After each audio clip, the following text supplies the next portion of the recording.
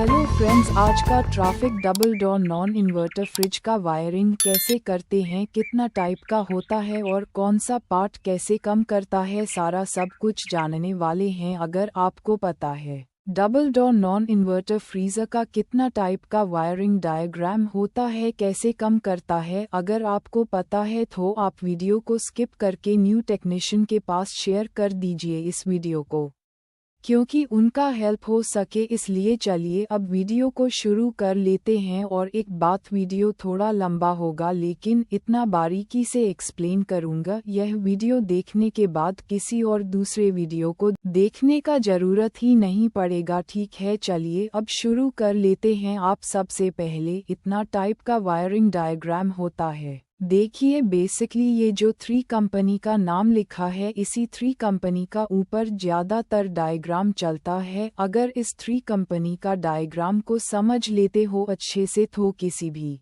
Non inverter double door fridge का कम कर सकते हो। इस कंपनी का जो डायग्राम होता है इसको समझेंगे अच्छे से और अच्छे से एक्सप्लेन करके आप लोगों के साथ शेयर करूँगा। और इस कंपनी का वायरिंग डायग्राम सेम ही है, बस थोड़ा सा अलग है। पहले इस कंपनी का डायग्राम को समझ लेते हैं, दूसरा वीडियो में ये 2 कंपनी का डायग्राम बनाएंगे। आप ध्यान से समझिए, इसमें 2 साइकिल होता है, एक फ्रीजिंग साइकिल और दूसरा हीटिंग साइकिल। पहले फ्रीजिंग साइकिल कैसे कम करता है ये समझ लीजिए। और फ्रीजिंग साइकिल को चलने के लिए टाइमर को फ्रीजिंग पार्ट पार रहना चाहिए और थर्मोस्टेट को ऑन होना जरूरी है, ऑन होगा तभी टाइमर चलेगा। आप थोड़ा शॉर्ट में जान लो, टाइमर और थर्मोस्टेट कैसे कम करता है। थर्मोस्टेट बेसिकली कूलिंग कॉइल का टेम्परेचर चेंज करता है और कूलिंग कॉइल का टेम्परेचर को सेंस करके लाइन को ऑन ऑफ करता है। और इस टाइमर का काम है कुछ टाइम के लिए हीटर को लाइन देना और कुछ टाइम के लिए कंप्रेसर को लाइन देना। वह किस तरह से कम करता है इसको समझने से पहले कूलिंग साइकिल और हीटिंग साइकिल को समझना पड़ेगा। टाइमर को लास्ट में अच्छे सा समझेंगे, सारा फंडा इसी में छुपा है, इसलिए लास्ट में टाइमर को समझेंगे। अभी फ्रीजिंग साइकिल को समझ लेते हैं। देखिए, कूलिंग साइकिल जब चलता है तब कंप्रेसर, कूलिंग फैन, मोटर और टाइमर चलता है। इस पार्ट्स को चलने के लिए न्यूट्रल और फेस किस मिलते हैं, देख लीजिए। मेन पावर सप्लाई से न्यूट्रल को सीधा कंप्रेसर का रिले में दे दिया, उसी न्यूट्रल को उठाकर सीधा डोर स्विच में दे दिया, डोर स्विच से होता हुआ फैन मोटर में चला गया। फैन मोटर और कंप्रेसर को चलने के लिए न्यूट्रल मिल गया। अब कंप्रेसर को और फैन मोटर को चलने के लिए फेस चाहिए, फेस को देखिए।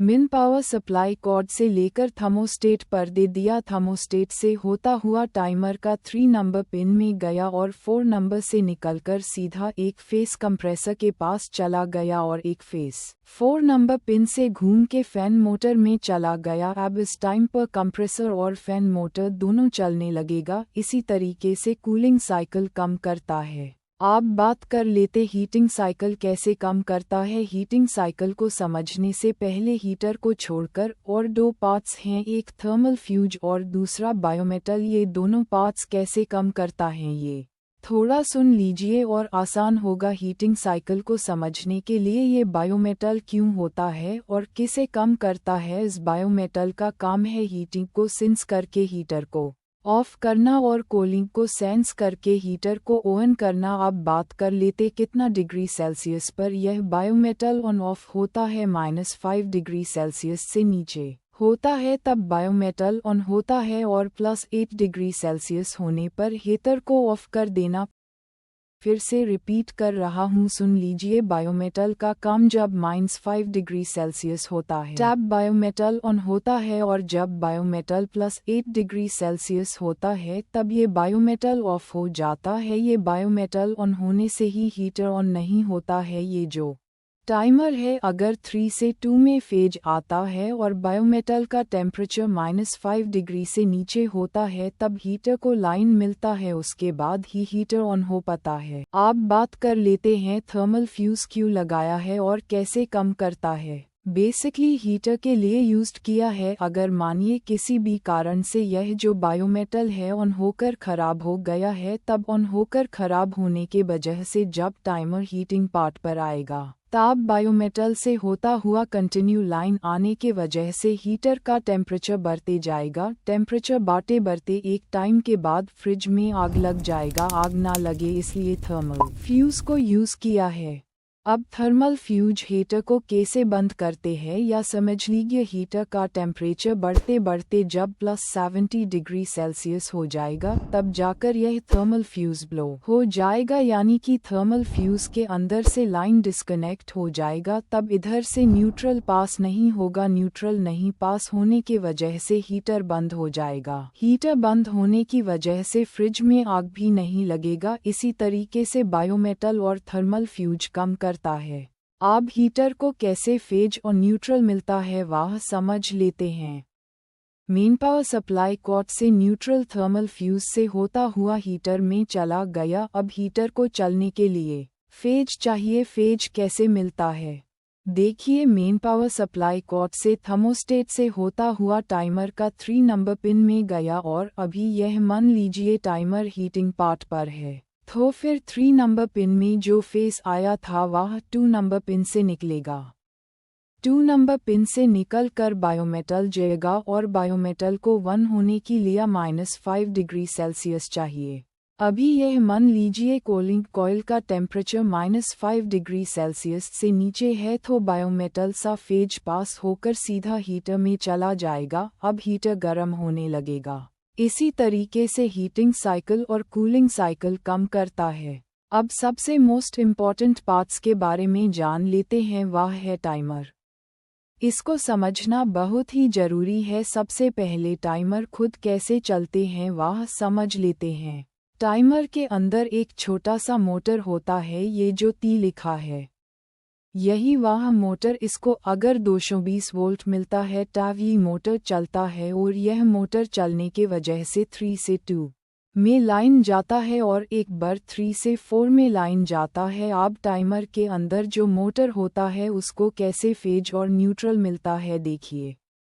मेन पावर सप्लाई कॉर्ड से फेज जाता है सीधा थर्मोस्टेट में और अगर थर्मोस्टर ऑन होगा तभी जाकर टाइमर चलेगा। बाकी टाइमर ऑफ रहेगा। अभी मान लीजिए थर्मोस्टर ऑन है, ऑन होने के वजह से यह फेज टाइमर का 3 नंबर में जाता है और टाइमर का अंदर से ही टाइमर का मोटर में एक फेज दिया रहता है।